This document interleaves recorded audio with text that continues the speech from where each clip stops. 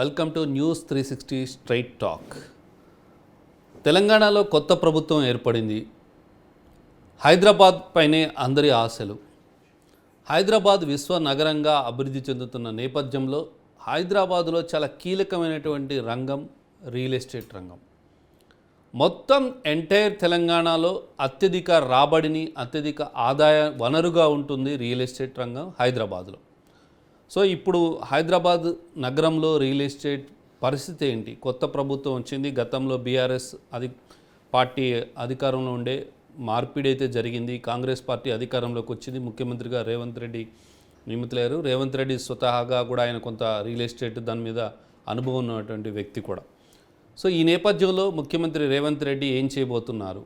హైదరాబాద్లో గతంలో భూముల రేట్లు విపరీతంగా ఉన్నాయని కొంతమంది అంటే, ఈ ఆకాశానికి వెళ్ళిపోయినాయి, సామాన్యుడు కొనలేని పరిస్థితిలో ఉన్నాయని మరికొంతమంది అంటున్నారు.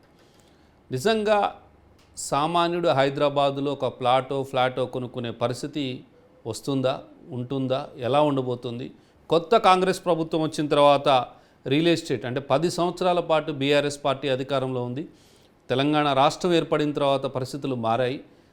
అక్కడ ఆంధ్రప్రదేశ్లో కూడా తెలుగుదేశం పార్టీ అధికారం 5 సంవత్సరాలు వచ్చింది. మళ్ళీ తర్వాత వైఎస్ఆర్సీపీ వచ్చింది. మళ్ళీ ఇప్పుడు అక్కడ ఎలక్షన్స్ కూడా జరగబోతున్నాయి.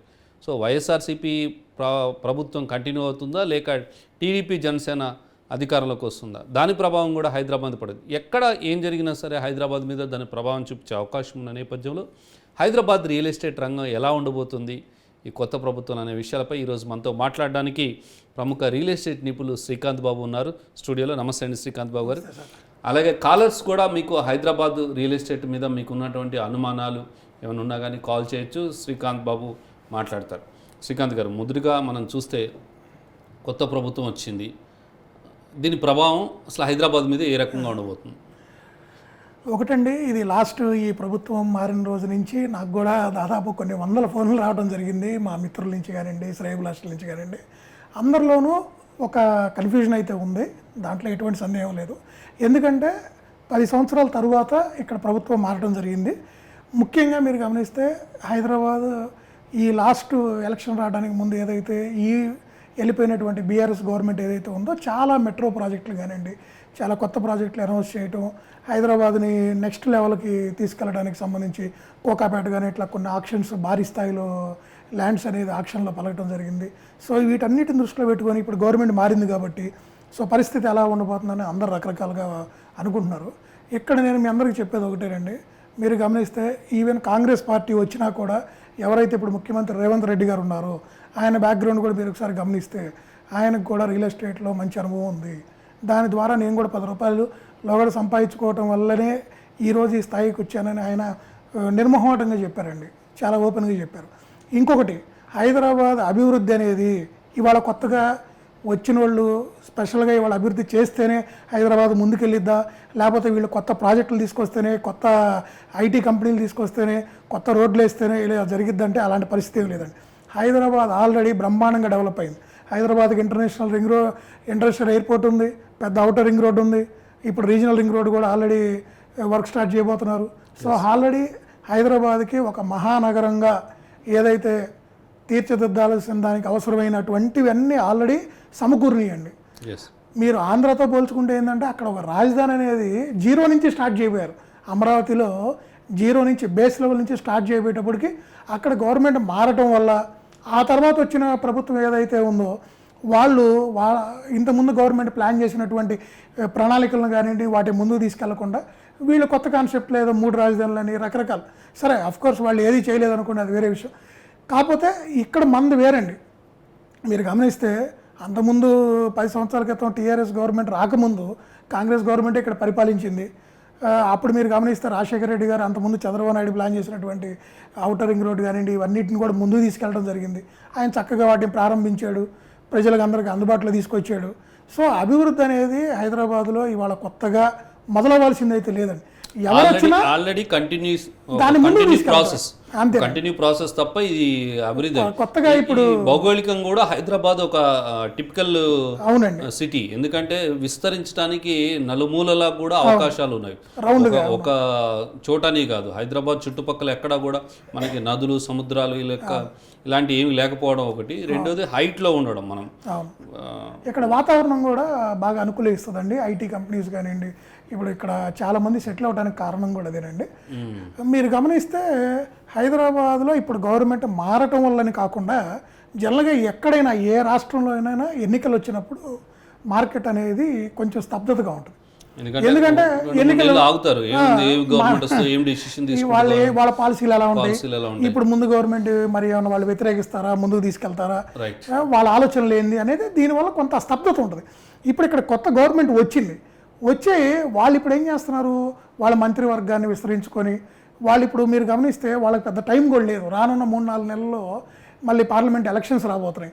సో ఇప్పుడు మీరు గమనిస్తే ఇప్పుడు కొత్తగా వాళ్ళైతే అగ్రెసివ్గా వెళ్ళే టైం లేదు. ముందు ఇవి వెంటనే ఎన్నికలు ఉన్నాయి కాబట్టి వాళ్ళు ఏదో కొన్ని హామీలు ఇచ్చారు కాబట్టి ఆ 6 గ్యారెంటీలకు సంబంధించినవి వాళ్ళు రూపొందించుకుంటూ దాన్ని ప్రజల్లోకి ఎలా తీసుకెళ్ళాలి, ఎవరు దాని లబ్ధిదారులు ఉన్నారో, సో ఈ పనుల మీద వాళ్ళు ఉన్నారు కాబట్టి వెంటనే అయితే హైదరాబాద్లో మిరాకిల్స్ అయితే జరగవండి. రైట్. విజయ్ ఫ్రమ్ హైదరాబాద్ నుంచి ఒక కాలర్ ఉన్నారు. విజయ్ గారు చెప్పండి, మీ ఒపీనియన్ అంటే మీరేమంటారు?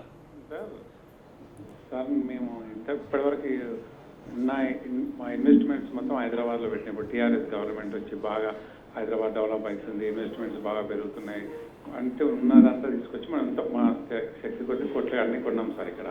ఇప్పుడు అనుకోకుండా కాంగ్రెస్ గవర్నమెంట్ మారింది, అది తగ్గిపోయిందంటే మళ్ళీ మాకు చాలా ఇబ్బంది అవుతుంది. అట్లా తగ్గుతుందా పెరుగుతుందా అనేది ఇప్పుడు మా ఇన్వెస్ట్మెంట్ ఇబ్బంది అనిపిస్తుంది సార్. ఇప్పుడు కాంగ్రెస్ గవర్నమెంట్ ఆ స్తబ్దత ఉంచుతుంది అంటారా, మళ్ళీ పడిపోయే ఛాన్స్ ఏమైనా ఉందా అనేది ఒక డౌట్ అనిపిస్తుంది. మీకు ఈ స్తబ్దత అనేది కేవలం ఒక 5-6 నెలలు మాత్రమే ఉంటుందండి. పార్లమెంట్ ఎలక్షన్ అయిపోయిన తర్వాత మళ్ళీ యథామామూలుగా ఇప్పుడు ఈవెన్ మీరు నిన్న చూసినట్టయితే ఇప్పుడు సీఎం రేవంత్ రెడ్డి గారు ఎవరైతే ఉన్నారో ఆల్రెడీ 2 నుంచి 3 సంవత్సరాల తర్వాత ఈ రాష్ట్రం నుంచి ఒక ముఖ్యమంత్రి వెళ్ళి ప్రధానమంత్రిని కలవడం జరిగింది. సో వీళ్ళు కూడా ఏంటంటే వాళ్ళకి ప్రణాళికలు ఉంటాయండి. ఎందుకంటే వాళ్ళు ఏదో ఫ్లూక్లో గెలిచింది కాదు. రెండోది వాళ్ళు అంత కొట్లాడి గెలిచి వాళ్ళు కూడా ఒక పేరు తెచ్చుకోవాలి. వాళ్ళు కూడా నెక్స్ట్ ఈ 5 సంవత్సరాలు కాదండి, రాబోయే 10-15 ఏళ్ళు కూడా వాళ్ళకే పాలించాలని అలాంటి కొన్ని పెట్టుకుంటారు కాబట్టి నియమాలు ఖచ్చితంగా వాళ్ళ అభివృద్ధిని అయితే మళ్ళీ తీసుకెళ్తారండి. ఇంకొకటి, మీరు ఏదైతే ఇక్కడ ఇన్వెస్ట్మెంట్ చేశానన్నారో అవి ఈ రోజు స్తబ్దతగా అంటే పడిపోయేటట్టు కాదండి. అంటే మీరు ఇన్వెస్ట్ చేసిన దానికంటే ఈ రోజు ఎంతో కొంత పెరిగి ఉంటుంది కదా. మీరు ఇన్వెస్ట్ చేసిన విజయ్ గారు, మీరు ఇన్వెస్ట్ చేసిన దాని మీద కంటే ఇప్పటికి కొంత పెరిగే ఉంటుంది కదా. సో ఈ గ్రోత్ ఇంకొంచెం ఉండే అవకాశం ఉంటుంది, లేదా కొంచెం స్లోగా డెవలప్ అవుతుంది. Okay, right. మరో కాలర్ ఉన్నారు, సదానందం హైదరాబాద్ నుంచి. సదానందం గారు చెప్పండి. నమస్తే, చెప్పండి. వినిపిస్తుంది. మీరు టీవీ వాల్యూమ్ కానీ మ్యూట్లో పెట్టి మాట్లాడండి. ఓకే, నమస్తే చెప్పండి.